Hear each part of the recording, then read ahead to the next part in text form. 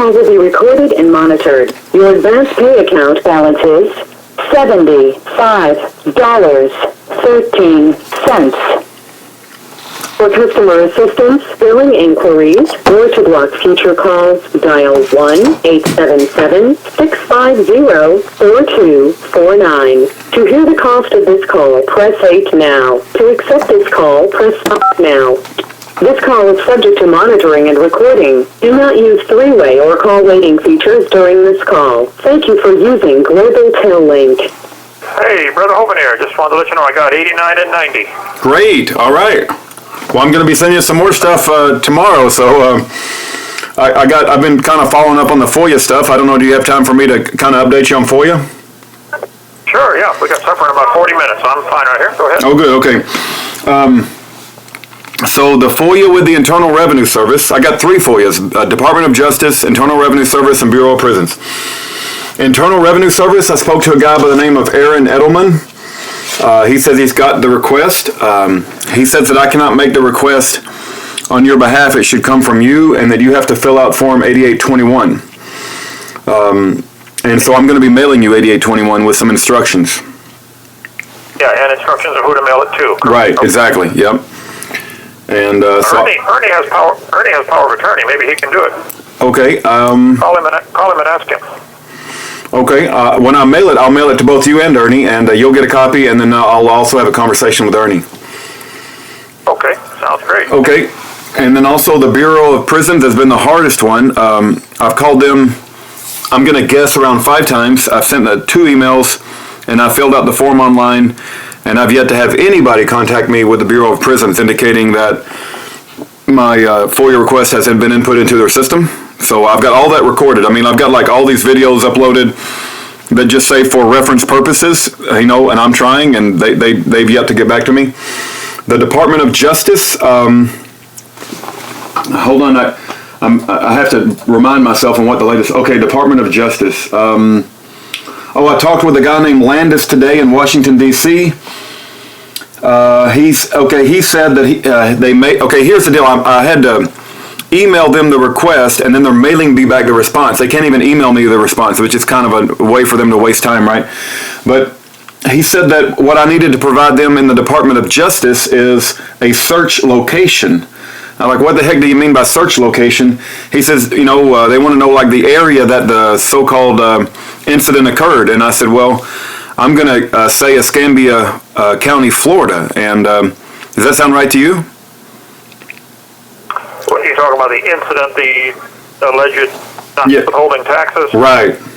That's what they're claiming, but that's a federal zone. See, I wasn't in a federal zone. Right. Okay. Anyway, maybe next time Paul calls, you can talk to Paul about that. Okay. Well, in order for me to continue pursuing this FOIA request with the Department of Justice, I've got to provide them a search location. So I'm just going to say it allegedly occurred in Escambia County, Florida, and then that'll allow me to, continue to press the FOIA request. But I got to say, my experience in pursuing all of this, just from a big picture perspective, I'm doing everything I can do. I mean, every single day I wake up and I do the Department of Justice, I do the IRS, I do the Bureau of Prisons, and I send them something to let them know I'm waiting for you to, give me some sort of status back. But they seem to be doing everything they can to obfuscate and delay, and rather than email me back, they send a letter in the mail that takes 4 or 5 days. So. But we're going to stay on them. This call is from the Santa Rosa County Sheriff's Office. That's kind of the status of things from the FOIA world. Also, Derek. I would suggest with each FOIA, you put a note saying CC2, copy 2, and put 4 or 5 senators and congressmen. They ultimately pay their salary. Yeah. Okay. Good idea. They control the budget. So just copy a bunch of conservative congressmen and senators, and here's the frustration I'm having. Or just send them a letter saying, what is the holdup? I've asked for a month for this, Right. Yep, that's a very, very, very good point. They know they're being watched. Okay. Yep, no, very good point. The debate, you asked for a floor debate on structuring in the Bank Secrecy Act. Derek has kind of taken the lead on that, and he said he's going to try to look into it.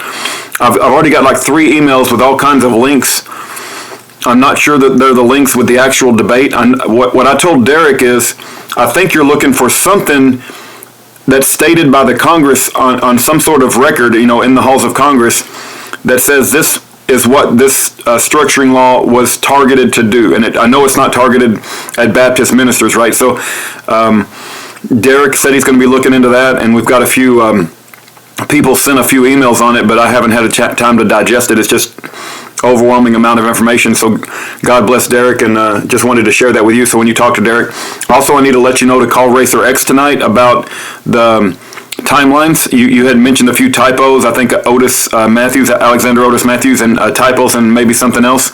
Racer X wants to talk to you about that tonight, and then I can get an updated timeline to you in color, so you'll have it by the trial.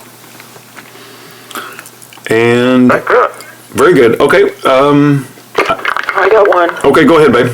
Okay, there's a gentleman by the name of Dave DeRoche. Do you have his number? He's from Maine. Dave DeRoche, I may have, I don't have my list here with me. What's his last name? DeRoche from Maine. DeRoche. DeRoche. Okay, Maine. Give me his number again there, just in case. I may have it on my list. But Okay. his name doesn't ring a bell, I don't know. I don't know if it's somebody you've called before or spoken to before or not. And you want to pause it? I'll give the number. It's Okay. to call him. So I don't even know this person. And that's all I got. Okay, I'll give him a call right now. Well, good. One thought, the floor debate. I don't know where to start. I'll have Paul call you if you'd like and get more details, but I think it's part of the congressional record. I mean, they should have all that. They record everything and type it out and publish it.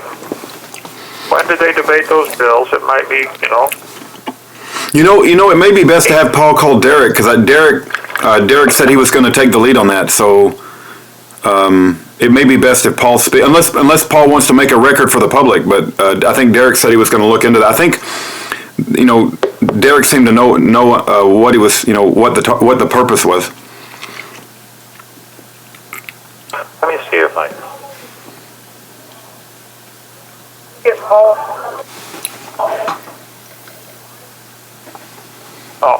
They're going to get Paul. Do you have Derek's number there handy? Mine's in my room. Yeah, I can probably get it real quick.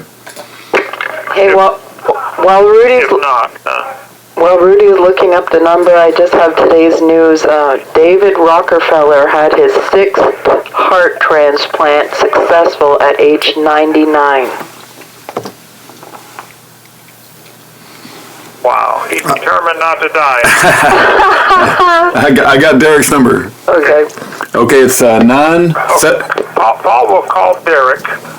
I'm sorry, what now? You ready for the number? This call is from the Santa Rosa County Sheriff's Office. I'm ready. 970. Derek is doing the research trying to find the floor debate that Paul wanted for the structuring. That's right. He's taking the lead on that. He's getting input from various people, but he said he can lead that if nobody else wants it, and I didn't think anybody else wanted it. Okay. That would be perfect. I'll have Paul call Derek and just be specific. What exactly is he looking for? Because the floor debate's probably going to be hundreds of pages as they discussed it for a while, but maybe he can narrow it down to specific. You can go to the law library and get it. Once you tell Derek that, you can call him. Okay. Okay. All right. The only other thing is the only thing before we hang up is if you want to consider doing a speech outside the courthouse on a 1200 watt speaker. That might go over really well, and you could say, inside the court, I'm not allowed to tell the whole truth, but outside, here's the real truth, and I could put that on recording and I could play it. That's entirely up to you. What? Paul's here. You explain that to Paul. Let me know what he thinks. Okay. Okay. All right. Go ahead. Mr. Hanson, here's the idea, and I wanted to run it by you. So we know that when you guys get in the courtroom, the judge is going to do everything they can to not make you guys tell the whole truth. You know, you swear to tell the truth, the whole truth, nothing but the truth. What I was thinking of recording a speech by yourself and Kent Hovind. It could be by both if you want. And I can put a 1,200-watt speaker outside that courthouse, and as everybody's, there's a lot of people that will be outside passing out flyers, wearing dinosaur suits, passing out constitutions. And I can play a speech by Kent Hovind and or yourself, and you can say hello to anyone walking by, right? You may be wondering why all these people are out here. They're out here because on the inside, I've spent 8.5 years in prison. My name is Kent Hovind. My name is Paul Hansen. And they had put me in jail unjustly because of blah, blah, blah. Please ask these people for a flyer. Please investigate the case. They're not allowing us to tell the whole truth inside the courthouse, but outside, here's the real story, and then you could tell the story, right? And I could play that just in a loop outside the courthouse. I'll be inside the courthouse, but I've got a friend coming down with me, and he could stand outside with the speaker and just play it to everybody walking by on the sidewalk. That was an idea. I'm not sure it's a good idea, but I just wanted to pass it by you guys to, get your guys' feedback.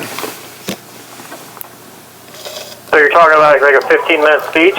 Sure, or 10 minutes, just whatever you think is appropriate, and we'll just play it. We'll play it on loop outside the courthouse, Yeah, as long as they don't drive the people crazy that are out there. Right.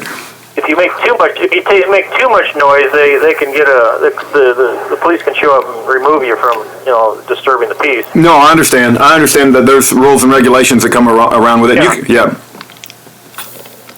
Yeah, okay.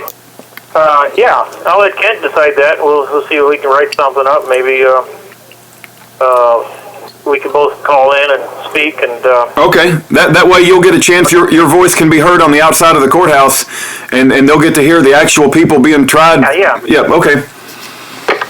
I think the best bet is to keep it to 5 minutes as long, on a loop, and then the people going in the morning, the jurors can hear it. Well, you decide whatever time frame works out good for you guys. I want you guys to be able to tell the whole story, but just something to consider. Everybody's kind of brainstorming on ways to get the truth out as best we can. Oh, Mr. Hansen, before we hang up. Well, I think. Oh, I'm sorry. He's gone. This is Brother Hovind. I think you got to be real careful not to cross the line. You can't try to tamper with the jury. You sure don't want to do that. So you can't influence them. The people out there need to hear the whole truth. Right. No. Amen. I understand. Tampering. No, I understand. I completely understand where you're coming from, and that will not be done. Nobody's trying to do that whatsoever. I would just also say, if you talk to Paul, let him know that I did get the message to Mr. Klotz. I called his secretary, and she did receive the email that I sent over to her of the recording he made earlier. Okay. Make a note here. He's already walked back in the room. Message to Secretary of Klotz. Good. I got the kennel from you. This is great, wonderful. It has one little, I don't know if it's a typo or what you'd call it, but on page 27, if you can tell Randall, there's a changes font size in the middle of a sentence. Okay. Top of page 27, just for one line, the font size changes. So that's the only one I found so far. If I see any more, I'll let you. Okay. I'll send a message to both Randall and Hannah and ask them to address that. Sounds great.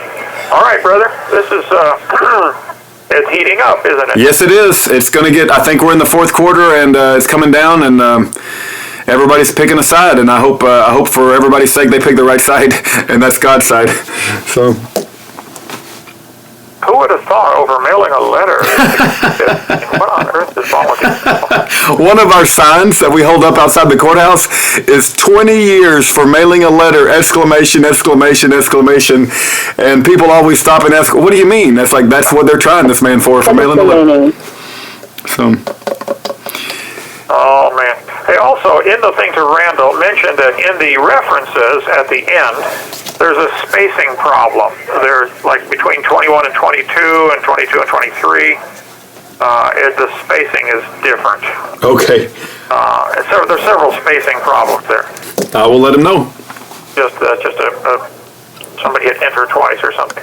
Okay, you're a blessing. I'll check later on tonight. Okay, God bless, Pastor Hovind. Bye-bye. All right, there's never a lack of anything to talk about. 18 days, 16 hours, 0 minutes, and 10 seconds until May the 18th at 8 o'clock in the morning.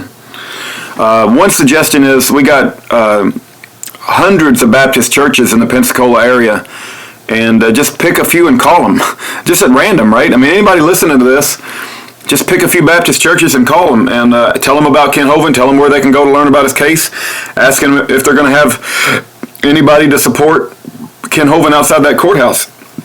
All right, take care, everyone.